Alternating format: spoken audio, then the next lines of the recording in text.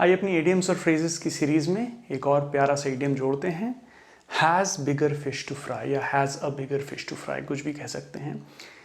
Idioms और phrases में अक्सर देखा जाता है ये जनरली कि आप वर्ड टू वर्ड ट्रांसलेट करेंगे तो वो मीनिंग नहीं मिलेगा जो उसका रियल मीनिंग होता है। तो has bigger fish to fry से आप क्या समझ रहे हैं कि कोई और बड़ी मछली है पकाने के लिए, जो भी मछली है उससे बड़ी मछली, बिगर फिश टू फ्राई। दो सेंटेंसेस देखते हैं और मीनिंग को क्लियर करने की कोशिश करते हैं। He didn't argue because he had bigger fish to fry. उसने ज़्यादा वाद विवाद नहीं किया बिकॉज उसके पास और बड़ी मछली थी पकाने के लिए, फ्राई करने के लिए। Forget that issue now as we have bigger fish to fry. इस मुद्दे को अब भूल जाओ बिकॉज हमारे पास और बड़ी मछली है पकाने के लिए। अगर आप इन दो सेंटेंसेस को, जैसे मैंने लिटरली भी बोला, अगर आप थोड़ा सही से सुने और गेस करने की कोशिश करें तो आप समझ सकते हैं कि इसका क्या मतलब है। इसका सिंपल सा मतलब ये है, to have a bigger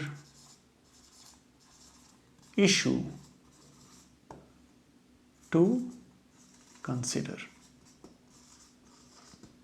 bigger issue, bigger thing और something bigger than this, whatever is at hand. मतलब ही डिडंट आर्ग्यू, मतलब उसने वाद विवाद में पढ़ना उचित नहीं समझा, उसको ठीक नहीं लगा, क्योंकि उसमें पढ़ने से उसका जो समय बर्बाद होता वो समय वो किसी बड़े काम को करने में यूटिलाइज कर सकता है जो उसके पास है।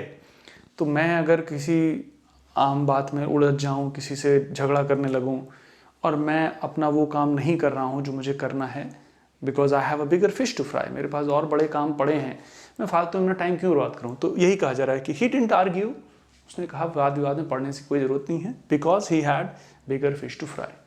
ऐसे ही हमारे पास कोई अगर बड़ा काम है करने को और हम छोटी मोटी बातों में लगे हैं, किसी और मुद्दे में उलझे हैं, तो क्या होगा उससे, जो हमारा बड़ा काम है वो सफ़र करेगा, हम उसको करने में जिस समय हमें देना है वो हम नहीं दे पाएंगे। तो एक लीडर कह सकता है ये कभी कभी कि फॉरगेट दैट इशू नाउ, जो हुआ भूल जाओ, as we have bigger fish to fry. मान लीजिए टीम है, एक 5-6 लोग हैं, उसमें 2-3 लोगों में कुछ आपस में झगड़ा हो गया। अब ये झगड़ा अगर चलता रहेगा, लोग इसको नहीं भूलेंगे, तो आगे शायद जो भी जिस भी प्रोजेक्ट पे काम करेगी ये टीम, उस काम का आउटकम या आउटपुट सफ़र कर सकता है। रिजल्ट या आउटकम वो नहीं आएगा जो डिज़ायरेबल है, जैसी इच्छा है टीम की। तो जो टीम लीडर है इस केस में कह सकता है कि फॉरगेट दैट इशू नाउ, भाई भूलो अपने बीच के मुद्दे जो हैं, as we have bigger fish to fry, हमारे पास और बड़ी चीज़ें हैं करने को, उन पे फोकस करते हैं, इन सब छोटी मोटी चीज़ों में टाइम बर्बाद नहीं करते।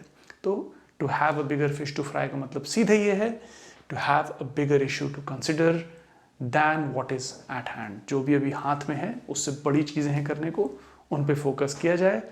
सो has bigger fish to fry बहुत ही बढ़िया कॉमन इडियम है जो यूज़ किया जाता है। आप भी इस्तेमाल करें। कहीं कोई इस एक्सप्रेशन में आपको कोई डाउट हो, कुछ और आपको चाहिए डिटेल में, please let me know in the comments. I hope it helps. Take care.